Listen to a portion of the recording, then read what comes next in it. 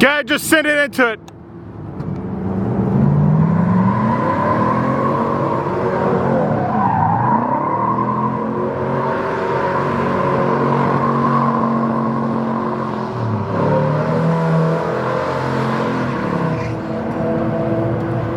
So we're in third gear, you know, and when I step on the pedal, it tacks up, but it does not go, you know, and it makes all sorts of like rubbing and squealing noises. So I think this tranny is just about done. Welcome to Mechanical Advantage Garage. I'm Kerry, and today I'm going to drive the GTO in sketchy conditions. There's a lot of snow out here. Gonna be fun. So if you've been following along with the saga of this GTO,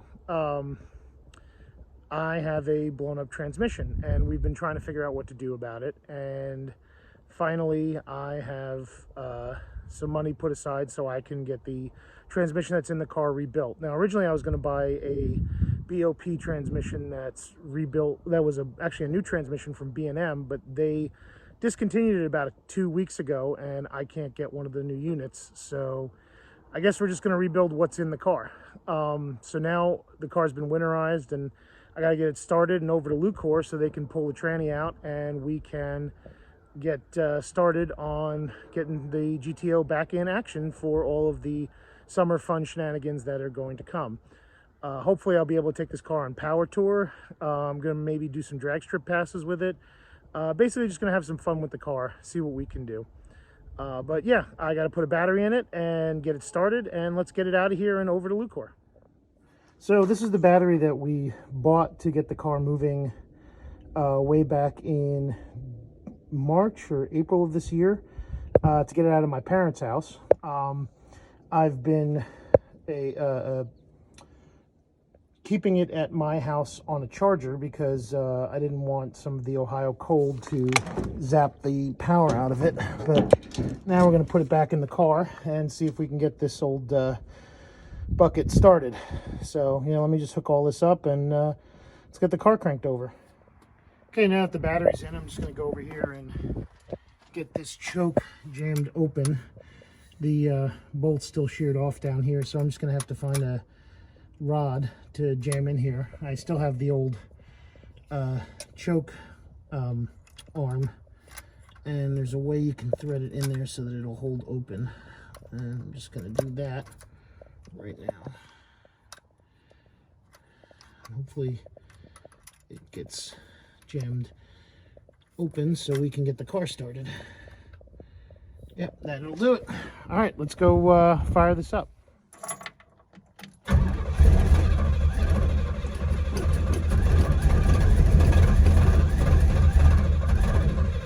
If she wants to fire, let's see if she'll go. All right.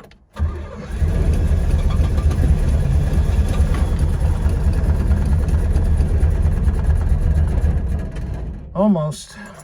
It's been sitting for a couple of months, so not sure how. There we go. Up and running.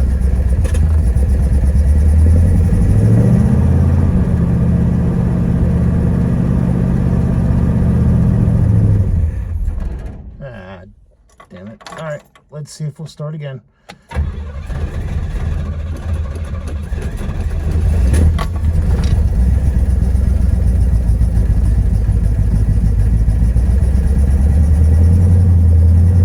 She's running and idling. All right, let me go close the hood and we'll get on the road. Well, now that the car is warming up enough to get on the road, we'll take it for a drive. Seems no worse the wear for having weathered the winter and sitting for several months. Pine needles didn't do it any favor. Still kind of shiny, a little dirty. Maybe after this trip I'll take it to car wash, but yeah, let's get on the road. Well, we made it. I didn't really film the trip down here because it was kind of uneventful. The roads are clear now, so not a lot of slipping and sliding in the snow. A little bit, but not much. Not a lot of road salt either because it's been warm for the last 2 days, so the water has been carrying it off. Hopefully this won't cause it to rust any further.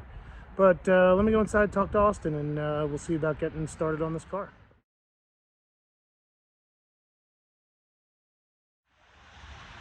So it's been a couple days, and due to some scheduling conflicts, I wasn't here to film the trans getting pulled out of the car. Unfortunately, because of the New Year's holiday and, you know, people having off and Rich coming in on a day that the shop wasn't open just to do work on this car, I wasn't able to get over here and film anything. So I was hoping to get it coming out of the car and we could look at the floorboard and the tunnel underneath and, you know, look at the trans and all that. But instead, I'm just gonna lift the hood here and you can see that the trans is missing. Yeah, so usually where you would see a transmission here, there is just daylight and the flywheel. Actually, the flywheel doesn't look to be in too bad a shape from what I can see. Let me see if I can get back in here a little bit better. Get a read at it. Well, yeah, it doesn't look to be too bad. Get back down here. There we go. Yeah, so it's not in bad shape. The trans is out. It's going to the shop this week. Unfortunately, I wasn't able to get the B&M trans because they discontinued it right when I had the money to do it. And so everyone else got those transmissions but me. It sucks, but what can you do? Even my contacts at Holly couldn't help me out, which double sucks. But it's not their fault. Business decisions are business decisions. You can't expect them to wait for one man. So yeah, we're just going to rebuild the trans that's in this car. And the trans that's in this car is not the original trans. The owner of this car before me, who I bought it from, told me that the transmission had been replaced under warranty in '68. See, back then cars only got like a 1-year warranty, and I think it was like 12,000 miles. But yeah, the transmission had been replaced under warranty in '68, and there was some paperwork in the file about that. There's a receipt or a stamp in the protector plate book concerning the transmission. So it was done at a Pontiac dealer. But yeah, I'm not worried. It's the only non-numbers matching part of the drivetrain, which actually gives me a little bit of freedom since it's not numbers matching. But it is the correct short tail shaft TH400 for this car. I could put anything I want in here if I wanted to, as long as I keep the original numbers matching engine. You know, and I don't know if you can see, there's usually a block code here that you can tell where the engine's numbers matching. But this was a YS code engine. I'll get into decoding it some other video. But yeah, so unfortunately, I thought this would be a more interesting video with a lot of cool stuff. Me driving the car here, then pulling the trans out while I film it and all that. And instead, I went to a New Year's party and Rich pulled the trans out by himself. And now I get to film in a rainy parking lot and show you an empty hole. Hopefully, next video, we'll be putting the trans back in the car or something close to that. I still have a bunch of other projects to do on this car. I think Austin actually filmed the trans coming out, and if he did, I'll put a link to his video and the Lucore video in the description for this video, so that way you guys still get to see something happen on this car. But yeah, trying to do what we can, trying to do what I can to get things moving and working again. So hopefully I'll see you next video.